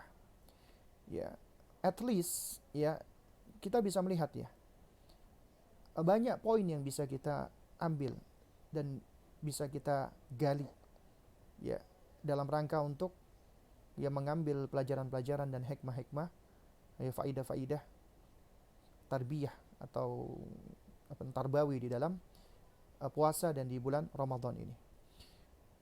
Dan kalau kita misalnya bicara tentang multiple intelligence ya, kecerdasan majemuk ya, maka kita bisa perhatikan ya, sesungguhnya dengan berpuasa pun itu bisa melatih dan mendidik kecerdasan kita dan anak-anak kita. Ya. Jadi misalnya contohnya kecerdasan intelektual, ya. Karena di bulan Ramadan ya biasanya kita akan ya beda sama para salaf dahulu ya. Para salaf dulu ketika Ramadan mereka meninggalkan majelis-majelis ilmu, mereka menutup majelis ilmu, sibuk dengan Al-Qur'an. Nah, namun bedanya kita sama salaf, kalau majelis ilmu ditutup di bulan Ramadan, banyak di antara manusia muslimin ya mungkin yang malah menghabiskan waktunya dengan hal sia-sia. Nah, karena itu makanya ya di zaman ini pun majelis-majelis ilmu juga sangat dibutuhkan. Makanya ya di bulan Ramadan kita akan lebih banyak mendapatkan siraman-siraman rohani. Ceramah-ceramah, kajian-kajian, itu banyak. Bahkan ada daurah-daurah, ya baik itu daurah akidah, daurah tauhid, daurah bahasa Arab, ya dan yang semisalnya ya. Ini semua adalah di antara sarana dalam rangka untuk membangun kecerdasan intelektualitas, ya. Dan mungkin di tengah-tengah pandemi COVID-19 ini, ya kita mungkin nggak bisa hadir langsung secara offline, tapi alhamdulillah Allah berikan kita kemudahan dengan adanya teknologi, kita bisa belajar online seperti yang kita lakukan saat ini, ya.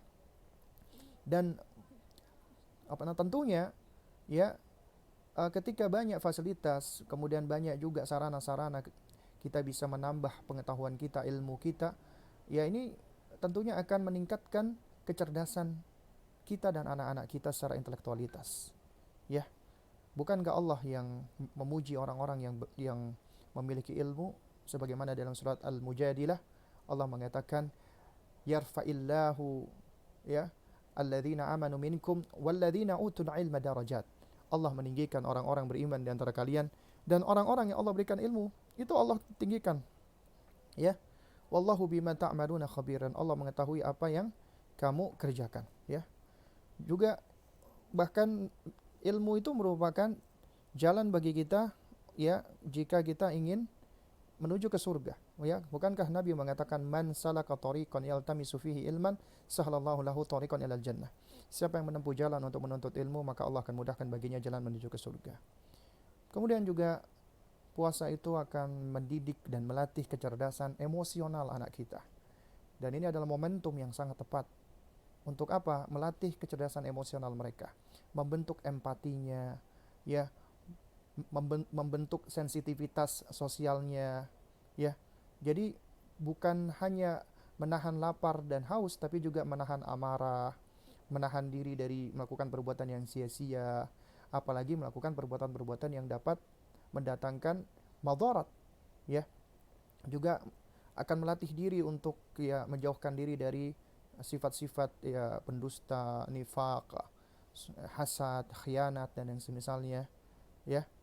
Nah, ini semua adalah akan melatih kecerdasan emosional, ya, diri kita dan anak-anak kita, karena di dalam puasa itu ada dhabtun nafs, ya, itu ada, ya, pengikat dan penahan jiwa kita. Makanya Nabi mengatakan, ya, as-siyamu junnatun, puasa itu adalah perisai, ya, perisai. Ya, makanya di dalam hadis yang lain Nabi mengatakan fa in sabaka ahadun au jahula alaika ya faltakul inni saimun. Ya, jika ada salah seorang yang mencela kamu ataupun membodoh-bodohkan kamu, ya, mencerca kamu, mencemooh kamu, maka katakanlah padanya aku puasa, aku puasa. Artinya kita nggak usah gubris dia. Ini ternyata melatih diri kita banyak hal. Kemudian juga yang ketiga, ya, juga akan melatih kecerdasan sosial diri kita dan anak kita. Karena kita merasakan lapar, merasakan haus, ini akan membentuk sensitivitas kita, ya. Jadi dengan kita merasakan lapar dan haus, kita akan merasakan ini loh, nak, yang dirasakan oleh orang-orang miskin, orang-orang fakir, orang-orang yang susah, menderita. Karena kita pernah merasakan, maka akan membentuk sensitivitas, sehingga akhirnya ini akan menggugah kita untuk apa? Untuk berempati, menolong dengan cara bersedekah, berinfak, bahkan termasuk berzakat, ya. Ya, jadi ini akan membentuk sensitivitas sosial kita. Lalu kemudian juga tadi kecerdasan spiritual atau jiwa kita, ya. Ya, jadi ini juga sudah kita bahas tadi, yaitu kita akan belajar lebih ikhlas, lebih malu kepada Allah, takut kepada Allah. Nah, diantaranya dengan cara kita memperbanyak qiyam, ya, salat taraweh, kemudian juga zikir kepada zikir, ya, baca Al-Qur'an dan yang semisalnya, ya. Nah, ini semua tentunya diharapkan akan bisa membentuk karakter, pendidikan karakter di dalam bulan Ramadan bagi anak-anak kita. Baik, ini mungkin yang terakhir, ya. Ya, jadi sebenarnya kalau mau kita ambil, ya, di bulan Ramadan ini tentang sebagai bulan pendidikan itu sangat banyak sekali. Ya, di antaranya juga kita mengajarkan kedisiplinan. Disiplin ini penting, ya. Kita mengajarkan kedisiplinan pada anak-anak kita dan diri kita. Mulai dari bangun sahur, berbuka, itu sudah ada waktu-waktunya, ya. Ada pengaturan pola waktu, pola makan, ada keteraturan, ya. Itu semua adalah hal-hal yang dapat melatih kedisiplinan. Kemudian melatih kejujuran. Ini juga karakter yang sangat penting yang banyak hilang dari kaum muslimin, ya. Ya, ini juga sebagaimana sudah kita ketahui kalau bulan Ramadan adalah ibadah Ibadah kita yang hanya kita sama Allah yang tahu. Ibadah yang tersembunyi.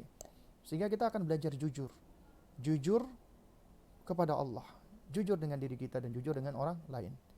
Juga selain itu juga Ramadan akan melatih kita pola hidup yang sederhana, yang tawassut, tidak berlebihan, tidak suka berfoya-foya, ya. Jadi kita akan belajar untuk bagaimana hidup lebih hemat, ya.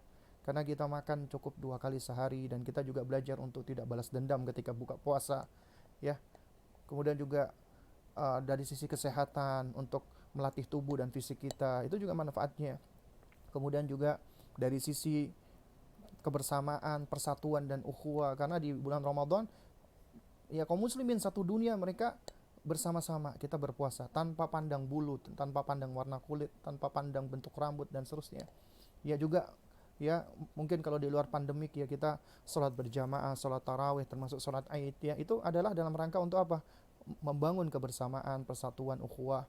Kemudian juga tentunya akan tadi sudah kita bahas empati dan sensitivitas sosial, termasuk juga melatih kreativitas anak. Yaitu anak akan ya, dan kita sebagai orang tua pun juga sama. Dan ini juga apa sebagaimana di dalam hadis ya. Hadis apa namanya? Arubayi bintu Muawidh, yang mana ketika itu ya dia menceritakan ya bahwasanya wa apa namanya?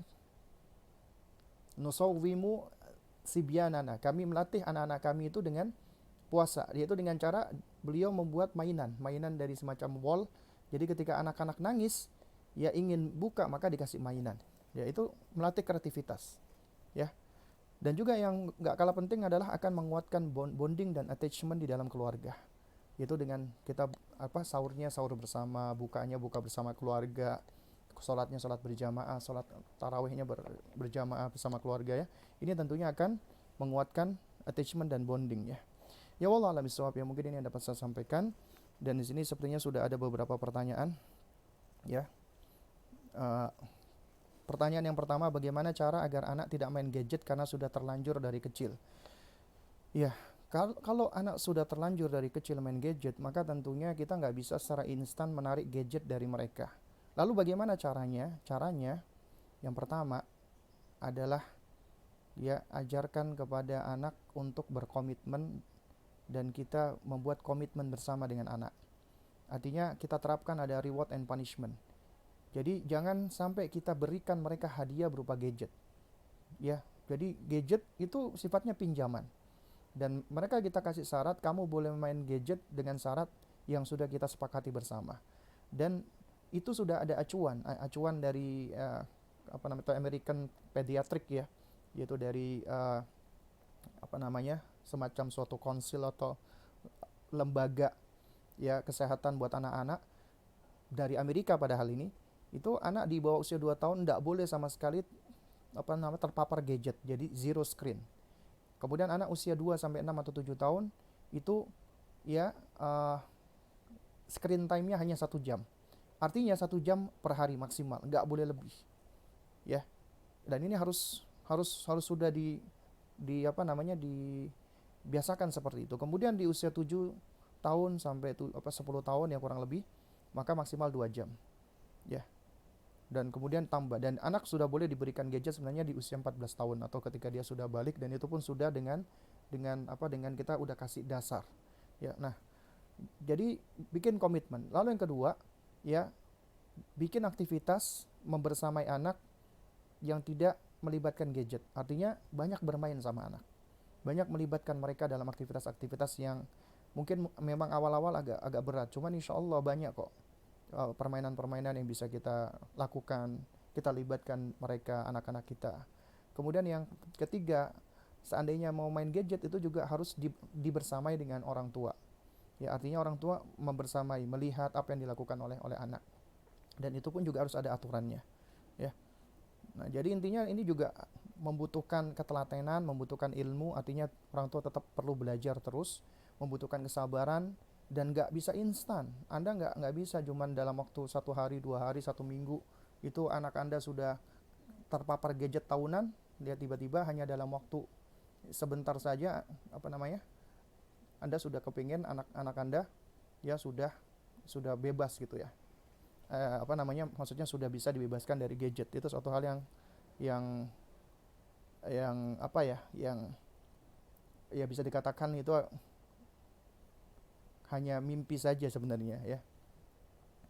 Allah alam bisawab ya. Lalu kemudian yang kedua, apabila orang tua menyekolahkan anaknya di sekolah yang bermanhaj salaf, apakah orang tua akan mendapatkan pahala jariah juga ya? Ya.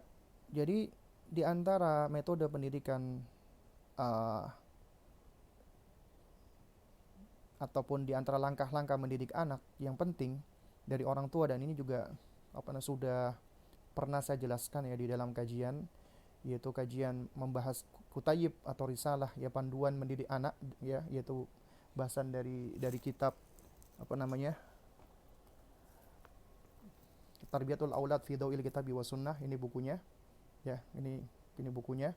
Ini sudah selesai dibahas ya, buku ini ya pekan kemarin, yaitu kajian on air bersama dengan Radio Muslim Yogyakarta. Ya, itu di langkah-langkah mendidik anak usia mumayyiz 7 tahun ke atas. Itu memang ada langkah memilihkan sekolah buat anak-anak. Itu termasuk kewajiban kita orang tua. Jadi artinya di antara kewajiban kita orang tua itu harus memilihkan sekolah yang baik dan yang tepat untuk anak-anak kita, karena itu termasuk haknya anak ya. Nah, tentunya ya jika kita ya berusaha untuk mencarikan tempat pendidikan yang baik ya untuk anak-anak kita, asalkan dengan ini ya, dengan poin ketika kita menyekolahkan anak kita, jangan pernah sekali-kali kita punya pikiran kita hanya sekedar menitipkan anak kita. Enggak. Karena sekolah bukan tempat penitipan anak, tapi sekolah itu mitra kita. Karena sejatinya yang berkewajiban tetap untuk mendidik anak kita adalah kita orang tua. Hanya saja memang kita orang tua mungkin nggak mampu setiap waktu untuk mendidik anak kita, dan kita tidak memiliki semua pengetahuan atau knowledge untuk mendidik anak kita, sehingga kita butuh mitra atau partner. Sekolah adalah mitra kita atau partner kita. Nah, karena itu ikhwatal kiram ya, para abah dan para ummahat, ketika Anda mencarikan sekolah berarti Anda mencari partner buat diri Anda dalam rangka mendidik anak Anda. Nah, dan ketika Anda mencarikan sekolah yang baik ya, yang mengajarkan mereka akidah yang benar, adab yang lurus dan seterusnya, maka tentunya ini termasuk upaya-upaya agar kita bisa mendapatkan anak yang soleh. Dan tentunya kita akan mendapatkan pahala yang juga mengalir atau jariah untuk diri kita dan juga nanti untuk guru-gurunya. Wallahu a'lam bishawab. Ustadz, ada beberapa pendapat mengenai ibu hamil dan menyusui yang tidak berpuasa.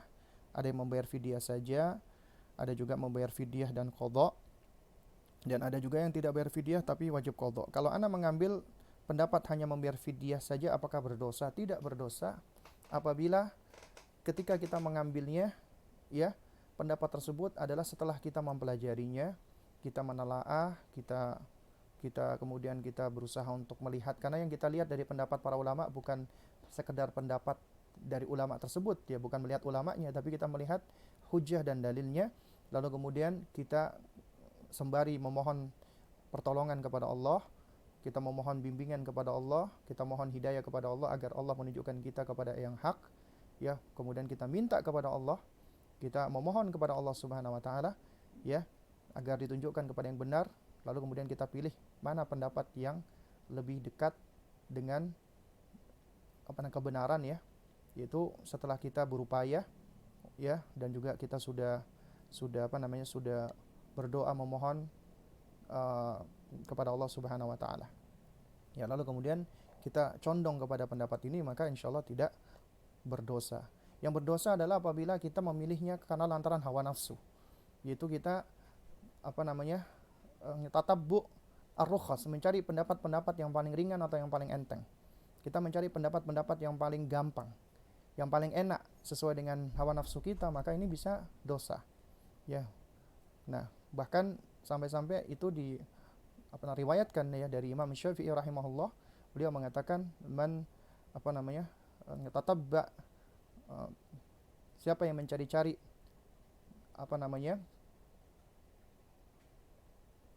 ar-rukhas, yang mencari-cari keringan pendapat-pendapat yang paling enteng ya, maka faqad tazandaqa, maka sungguh dia telah jatuh kepada perbuatan zindik ya.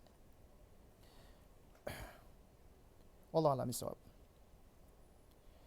Kemudian pertanyaan berikutnya, Ustadz, apabila makmum sholat id di rumah, apakah ada minimal jumlahnya? Soalnya saya pernah dengar ada yang bilang makmum sholat id minimal 4. Wallahu a'lam bishawab ya. Bahwasanya kalau dari yang saya baca, bahkan boleh seorang dia mengqadha idnya itu seorang diri. Dia sendirian sholatnya. Dan sebagian ulama itu ya juga memperbolehkan, ya, bahkan suatu hal yang lebih baik apabila dia mengajak keluarganya untuk sholat id, ya, di rumahnya. Dan ini memang ada khilaf di antara para ulama, ya. Dan ulama-ulama di zaman sekarang, ya, ketika melihat kondisi pandemik, mereka itu menganjurkan untuk sholat id di rumah.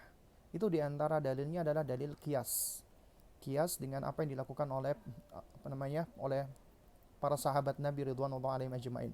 Yang mana para sahabat ketika mereka melakukan sholat di rumahnya karena tertinggal sholat id, karena ketinggalan sholat id, ya. Artinya ketika sholat id itu mereka tertinggal, maka mereka mengqadha'nya, ya. Nah, ini oleh sebagian ulama dikiaskan, ya, bahwasanya kita memang dalam kondisi yang nggak bisa sholat id di lapangan, sehingga kita mengetahui bahwasanya di dalam id itu ada keutamaan, bahkan sebagian ulama mewajibkan, sehingga kita mengqadha dan menggantinya dengan cara sholat id di rumah. Nah, dan juga ada sebagian ulama, ya, itu yang berpendapat adalah jika memang dalam kondisi pandemik seperti ini, maka sholat id itu gugur hukumnya. Jadi sudah nggak perlu lagi sholat id, ya. Kecuali ada sholat id yang dilaksanakan kemudian kita ketinggalan, baru kita bisa qadha. Tapi kalau memang nggak ada sholat id, ya, maka sejatinya sholat id itu gugur, ya. Nah, jadi wallahu a'lam bishawab, ya. Jadi mana pendapat yang lebih kuat atau yang lebih mendekati kepada kebenaran, maka ini tentunya akan kita kembalikan kepada kita, ya, sebagai penuntut ilmu. Kita berusaha untuk menelaah, kita berusaha untuk membaca, mencari tahu dan melihat dalil-dalilnya, kemudian kita minta bimbingan kepada Allah agar kita mengambil mana pendapat yang lebih kuat, ya. Nah, jadi kalau ada yang berpendapat makmum salat id minimal 4, maka wallahu a'lam bishawab, saya pribadi belum pernah tahu tentang dalilnya hal ini. Bahkan ada sebagian sahabat mereka salat idnya sendirian karena sifatnya qadha di situ, ya. Kemudian pertanyaan yang kelima, apakah kebiasaan mengucapkan kata nanti atas permintaan anak-anaknya sebab ibunya ada kegiatan lain, sebab anaknya ada 3 yang tentunya memiliki keinginan yang berbeda-beda? Apakah kebiasaan mengucapkan kata nanti? Bagaimana hukum mengucapkan kata nanti? Ya, intinya kita boleh mengatakan kata nanti kalau memang kita nggak mampu untuk memenuhi apa yang diinginkan oleh anak kita pada saat itu, dan juga dalam rangka melatih kesabaran anak kita. Asalkan, nih perhatikan, ucapan nanti itu adalah salah satu bentuk janji kita. Asalkan kita penuhi janji kita tersebut. Nanti, ya nak, setelah Umi selesai, atau setelah nanti Umi sudah selesai masak, atau nanti badal maghrib, nanti Umi akan melakukan ini dan itu. Maka harus dipenuhi. Tidak boleh tidak dipenuhi. Berarti itu sudah termasuk dusta. Jadi boleh kita mengatakan nanti apabila memang ada hajatnya dan kita nggak mampu dan nggak bisa untuk melakukan pada saat itu. Anak pertama usia 4 tahun, dia sudah memiliki keinginan untuk tidak memakai popok lagi. Pertanyaannya, bagaimana Ustaz memulai toilet training? Sebab si ibu masih gugup. Ya, ibunya harus belajar, gak usah gugup. 4 tahun memang sudah waktunya toilet training, dan itu bagus. Dan suatu hal yang baik, ya, apabila anak sudah gak mau pakai pampers, karena memang dia merasa gak nyaman. Ya, itu harus sudah dibiasakan, dan gak perlu gugup, ya itu memang biasa, ya, istilahnya memang suatu hal yang baru, ya. Jadi dia merasa gugup, tapi insya Allah, ya, kita harus yakin sama anak kita, percayai anak kita, ya. Kita juga, ya, intinya harus juga yakin dengan diri kita sendiri, ya. Tentunya dengan memohon pertolongan Allah, insya Allah kita bisa. Adiknya masih berusia 2 tahun 8 bulan, jadi khawatirnya ketika dia minta ke toilet, si ibu lagi fokus dengan adik-adiknya. Jadi alasannya begitu. Toib. Jadi gini, ya, kita nggak usah khawatir gitu loh. Allah ketika mengkaruniakan kepada kita 20 anak misalnya, itu artinya kita sanggup untuk mendidik mereka, untuk ngurusin mereka, artinya kita sanggup. Kita nggak usah khawatir, ya. Ibu punya anak usia 2 tahun dan 8 bulan. Jadi ada 3 anaknya. Yang pertama 4 tahun, yang kedua 2 tahun, yang terakhir 8 bulan. Yang 4 tahun dia mau toilet training. Nggak usah khawatir. Toilet training itu, ya, bukanlah suatu hal yang berat, ya. Jadi intinya ketika misalnya dia mau ngempup, Umi aku mau ngempup, ya, ya udah, antarkan dulu dia di kamar mandi, siapkan, ya. Kalau kemudian siapkan toiletnya, suruh dia duduk, ya, ajarkan adabnya, kemudian boleh kita tinggal. Kalau udah selesai dia baru boleh panggil, kemudian ajarkan bagaimana caranya dia cebok. Ya, intinya yakinlah, namanya percaya, ya, percayai anak, dan percaya juga dengan diri kita sendiri, ya. Pastinya ini semua juga harus dengan maksudnya dengan sembari memohon pertolongan Allah. Kemudian pertanyaan yang terakhir ya, karena sudah masuk waktu zuhur. Ustaz, bagaimana hukum anak laki-laki usia 8 tahun menjadi imam? Ananda sudah fasih untuk bacaan sholat dan sudah banyak hafalannya. Ananda sering merequest untuk menjadi imam taraweh kepada ayahnya dan meminta ayah untuk menjadi makmum. Ya boleh, bagus, baik, ya, baik. Yang seperti ini bagus, ya. Dan ini juga yang sudah kita bahas juga di dalam kajian 40 hadis seputar pendidikan anak, ya, yang ditulis oleh Syekh Abdul Aziz Al-Huwaiton, yang selama bulan Ramadan ini juga kita bahas setiap pagi, ya, setiap siang jam 1:30 ya, siang kita membahas kitab judulnya Al-Arba'un Al-Jiyad fi Tarbiyatil Aulad, 40 hadis seputar pendidikan anak, yang ditulis oleh Syekh Abdul Aziz Al-Huwaiton. Ya, di situ kalau nggak salah ada hadis yang ke berapa itu ya? Hadis yang ke saya lupa ya, hadis yang ke 20-an pokoknya. Ya, di situ memang ada riwayat ya dari, ya, seseorang yang bernama itu Amru bin Salamah, ya. Nah, Amru bin Salamah ini, ya, ringkasnya, ya, beliau itu tinggal di suatu tempat yang mana di tempat itu ada semacam mata air, yang mana itu orang-orang yang menuju atau dari Madinah itu selalu singgah di situ, ya. Dan beliau suka nongkrong di situ ngeliatin orang-orang yang datang berlalu lalang, dan yang paling banyak muslim, ya. Dan orang-orang muslim ini ketika itu dia banyak menyampaikan, ya, ucapan Rasulullah berupa Al-Qur'anul Karim, ya. Sampai ketika, singkat ceritanya, sampai ketika terjadi Fathu Makkah, akhirnya banyak kabilah masuk Islam. Nah, di antaranya adalah kabilahnya Amru bin Salamah, termasuk bapaknya. Nah, ketika kabilahnya dan bapaknya itu termasuk salah satu pimpinan kabilah itu kemudian datang menemui Nabi dalam rangka untuk membaiat Rasulullah, kemudian dia balik, bapaknya menyampaikan, ya, jitu min indi Rasulillah, aku datang dari sisi Rasulullah SAW, ya. Dan kemudian Nabi berpesan kepadaku, ya, idza itu hadratis shalah, ya, apabila masuk waktu sholat, maka hendaknya ada salah seorang dari kalian yang mengumandangkan azan, dan hendaknya ada salah satu dari kalian yang paling banyak hafalan Qur'annya itu yang menjadi imam. Nah, kemudian kata Amru bin Salamah, tidak ada seorang pun dari kabilah beliau yang lebih tahu tentang Al-Qur'an dibandingkan beliau. Kenapa? Karena beliau suka nongkrong, suka ngedengerin orang-orang baca Qur'an, dan ketika orang baca Qur'an itu beliau langsung hafal. Makanya dia diantara orang yang paling hafal, ya, Qur'annya. Nah, sehingga dari sini kata Syekh Abdul Aziz Al-Huwaiton, ya, anak-anak diperbolehkan asalkan dia sudah mumayyiz untuk menjadi imam, ya, berhak untuk menjadi imam. Ya, wallahu a'lam bishawab, ya. Ya, ini mungkin yang dapat saya sampaikan, ya. Ya, dan ini semua pertanyaan yang masuk, ya, yang sudah dikirim via WA juga sudah saya jawab semua. Mungkin ini yang dapat saya sampaikan, jadi kurang lebihnya saya mohon maaf, ya, jika ada hal-hal yang kurang berkenan atau yang keliru atau yang salah, maka mohon dimaafkan, ya. Kita tutup, ya, dengan kafaratul majlis. Subhanakallahumma wabihamdik, asyhadu an la ilaha illa anta astaghfiruka wa atubu ilaik. Wassalamualaikum warahmatullahi wabarakatuh.